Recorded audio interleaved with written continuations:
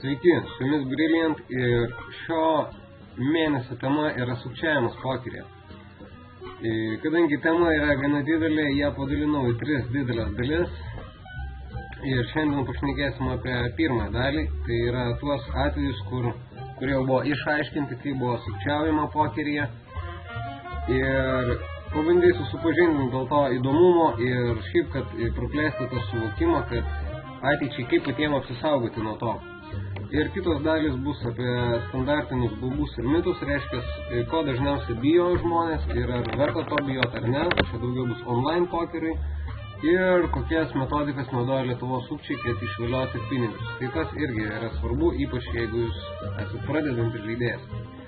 Tai va, tai šiandien tokia įdomi tema apie pasaulio sukčiavimus atvejus kortų tema ir aš neliesiu tos temos, sakysim, kazino. Aš imsiu daugiau tokį grinai pokerio žaidimą ir neimsiu tos temos, kuris yra su kortų žymėjimais ar kortų ištraukimais. Čia kaip šitoj nuotraukoje, kur yra Keplingerio prietaisas. Imsiu tokius kitokius atvejus. Tačiau ką domina tas kortų žymėjimas arba tas pats Keplingeris, tai galite paskaityti, yra puikus straipsnis Delfi. Tikrai esu patenkintas tuo, kaip parašyta ir kiek pateikta informacijos, gana kokybiškai. Tai esmė tik tai tokia, kad visi šitie metodai praktiškai buvo išrišti todėl, kad juos padarė labai protingi žmonės, bet tuo pačiu ir protingi ir visiškai kvailiai, nes sukūrė metodus, kuriais tu gali užsitikrinti visą savo gyvenimą, bet gupšumas juos pražudydavo, nes praktiškai jie iškart išsiduodavo, kaip ir Keplingeris, jisai pradėjo žaisti su savo šituo įrenginiu, kuris leisdavo ištraukti jam bet kokią kortą, kokį jis norėdavo, iš kaladės, kur yra kišeniai. Ir jisai tiesiog irgi pradėdavo laiminėti vos ne kiekvieną ranką. Ir žaidėjai prie stalo pradėjo įtarinėti kažką ir tiesiog jį prispaudė prie sienos, išrengė ir rado tą mechanizmą pas jį rankų. Tai jeigu jisai nebūtų laiminėjęs kiekvienos rankos, o tik kelis didelius bankus, tai praktiškai galėjo gyventi visą gyvenimą. Kas įdomiausia, kad po to, kai tą atrado Hebra, tai šitas mechanizmas labai išpopuliarėjo viso Amerikoje ir prasidėjo masiniai sukčiavimai, naudojant jį. Ir jeigu kas nors esate žiūrėję senus filmus, tokius, aš nežinau, kaip ten, kur dar žaidžia 5 card draw arba 5 card tada, tai ten praktiškai, jeigu rodo, kad sukčiavę, tai visada yra toks mechanizmas. Neįsivaizduoju, ar dabar kas nors jį naudoja gyvai, manau, kad būtų visiškas feilas. Tai apie šitą galite paskaityti toliau, o mes einam dabar prie turbūt pačio žinomiausio ir plačiausio nuskambėjusio sukčiavimo atvejo pokerio istorijai. Tai kas esat seniau pokerį tikrai žinosit, tai Absolute Poker skandalas su integruotais išėjimo kodais. Tai labai, idėja paprasta, reiškia, programuojant softą, ar patys programuotojai, ar kažkokie kiti žmonės, kas turėjo prieimą, sukūrė tokius super userius, super vartotojus, kurie žaisdavo ir kadangi jie turėjo prieimą prie kodo, jie matydavo kitų žaidėjų kortas. Ir čia yra video yra 4 dalys, čia yra hand history parodyta, kaip tas žaidėjas, šiuo atveju yra pot Ripper, kaip jisai žaidžia. Turėkite omeny, kad jisai mato visų žaidėjų kortas. Ir čia yra visa hand history. Turnyro vertė yra $1000 ir tas žaidėjas laimi tą turnyrą savaime, aišku. Ir vėlgi, jisai pasimauna tik dėl to, kad, turbūt visiškas yra, atsiprašau aš keiksmažodžius, bet visiškas debilas, kaip galima žaisti pokerį ir laimėti kiekvieną ranką. Tai čia visiškas feilas. Žodžiu, juos išrišo ne kas kitas, o patys žaidėjai, kurie pastebėjo, kad prieš šitą žaidėją neįmanoma laimėti, kad jisai laimė visas rankas, o kada tu turi tikrai gerai, tai jisai tiesiog nusimeta. Tai visi pradėjo galvoti, kad jisai tiesiog mato kortas ir jį taip išrišo, tai skandalas labai tapo garsus, pasibaigė labai dideliu nuosmukiu Absolute Poker, jie turėjo grąžinti daug pinigų tiem žaidėjam, taip pat neteko labai daug vartotojų, nes pasitikėjimo aš irgi nenorėčiau žaisti tokiam kambarį, kur įmanomas toks atvejis.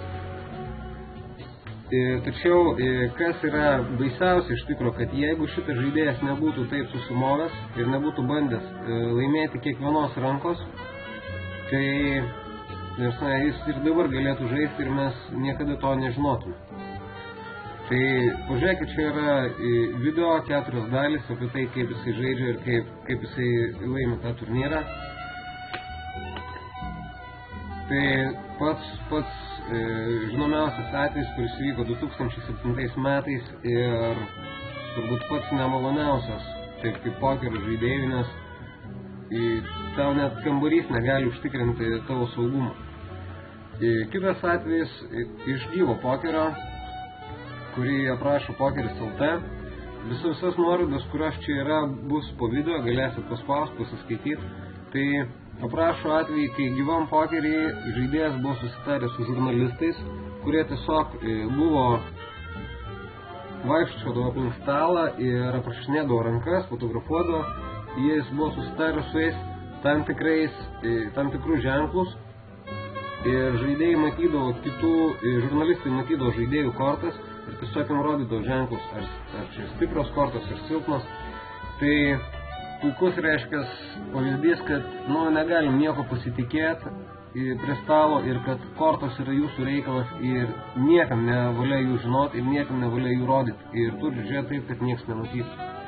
Tai man labai patinka visi šitie atvejai dėl savo to kūrybingumo, nes reikia susitarti, reikia susigalvoti ir reikia tą visą dar įgyvendinti. Ir koks turi būti žmogaus motyvas, aišku, jis čia kai kurie atvejai bus tokie iš vis, kad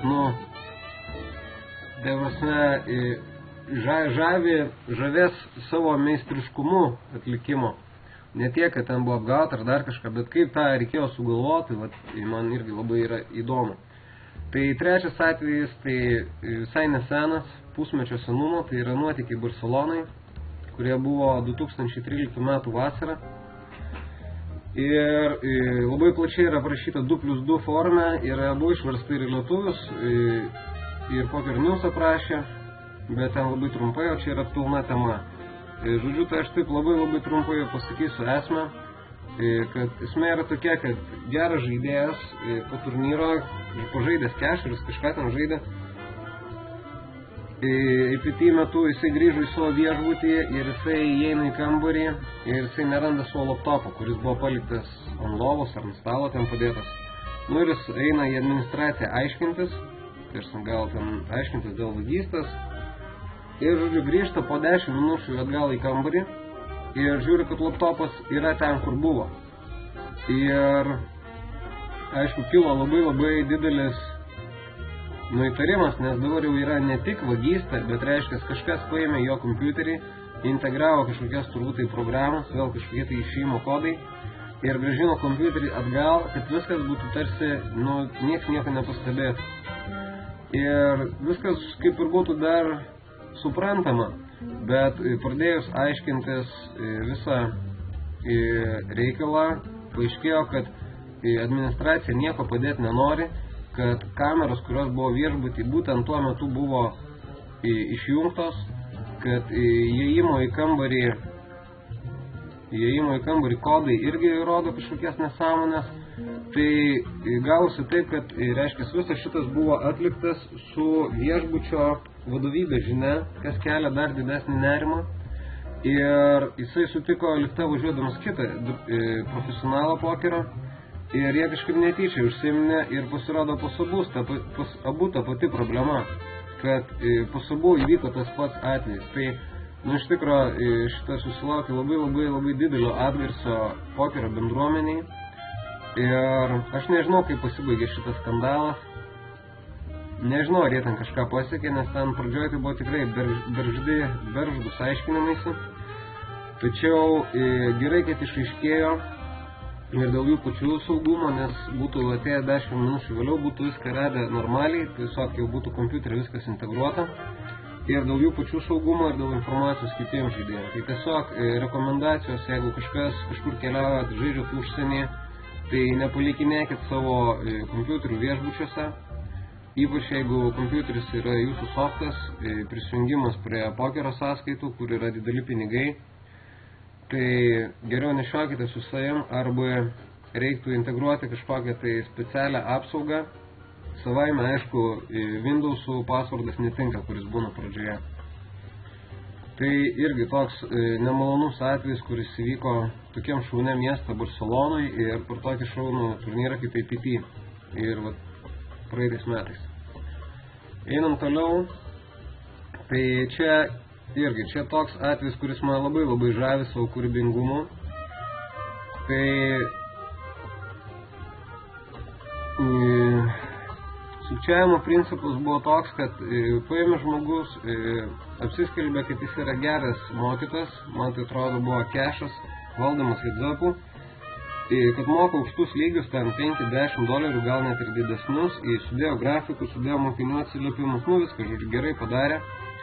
Ir esmė tokia, kad jie sulaukdavo kažkokio tai mokinio, ten nežinau, kiek valandą kainuodavo, gal $200, gal daugiau. To mokytojo. Ir esmė tokia, kad jie pamoka vykdo, jie sėsdavo prie stalo, išsirinkdavo žuvį kažkokią ir gaudavosi, kad tas mokinys žaisdavo prieš žuvį, bet tas žuvis būdavo mokytojo draugas. Ir jie buvo sutarę irgi, ar kažkokius ženklus, ar kortas matydavo, tiesiog gaudavosi taip, kad mokytojas žaisdavo kartu su žuvim prieš mokinį. Ir mokinys sumokėdavo ten tos $100 už pamoką, o pats prie stalo pralošdavo kelis ar net keliasdešimt tūkstančių šitam žaidėjui.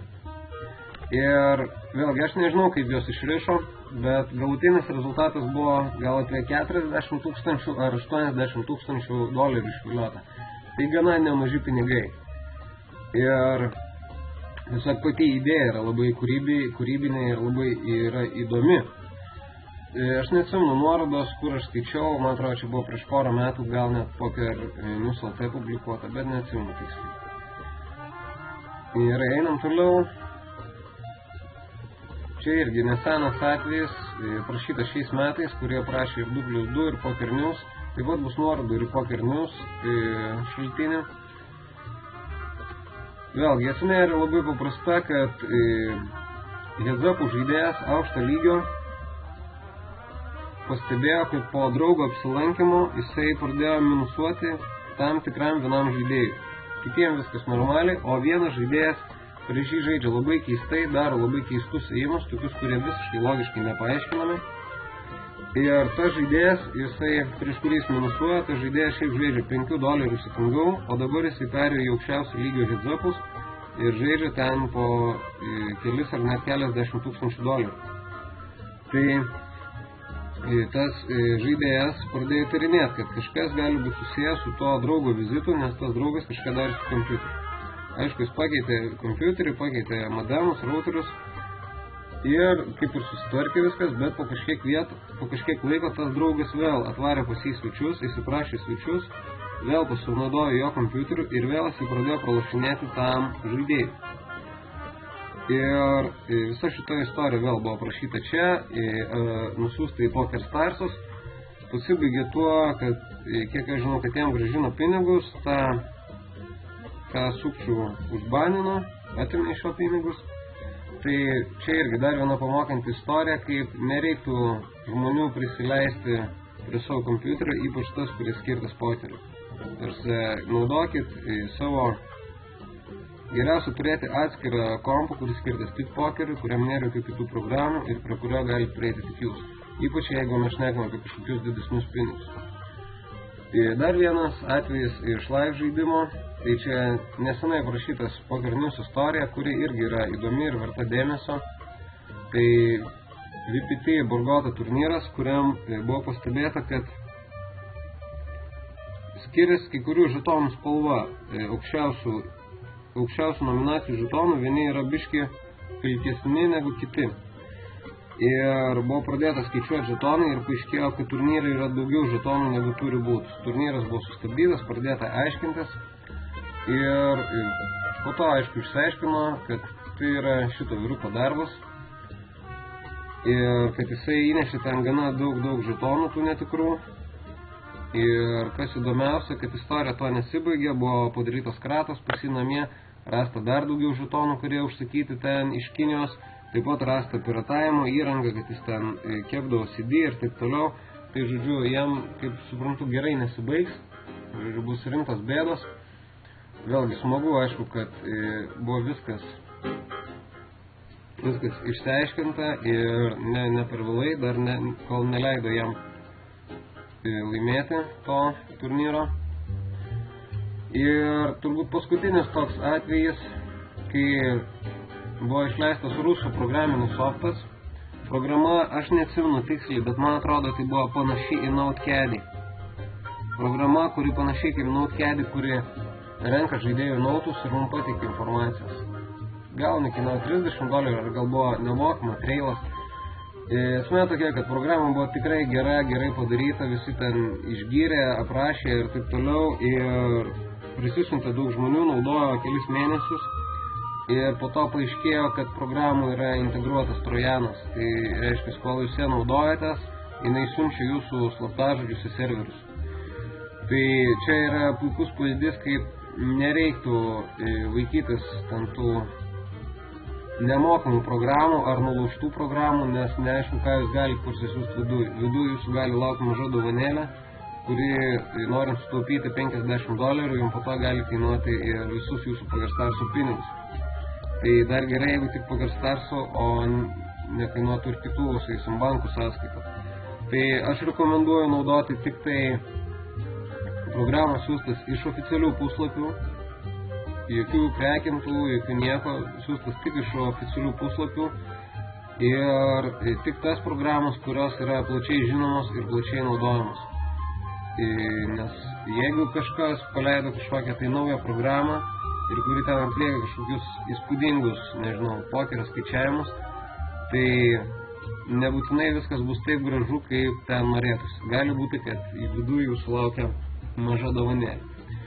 Tai tokie buvo pagrindiniai atvejai, bent jau man žinomi, ir jeigu jūs žinot daugiau įdomių nuotykių ir sukčiavimų, ypač online pokerį, kurie buvo išaiškinti ir kurie verti dėmesio, parašykite komentarus, parašykite man, būtų smagu sužinoti ir papildyti šitą video. Taip pat prisiminkit, kad atsarga gėdos nedaro ir geriau visada pasisaugot.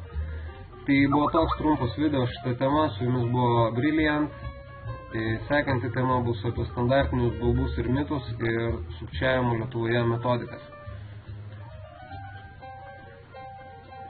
Tai tiek, užsiprenumeruokit naujienas ir gerą savaitgalį.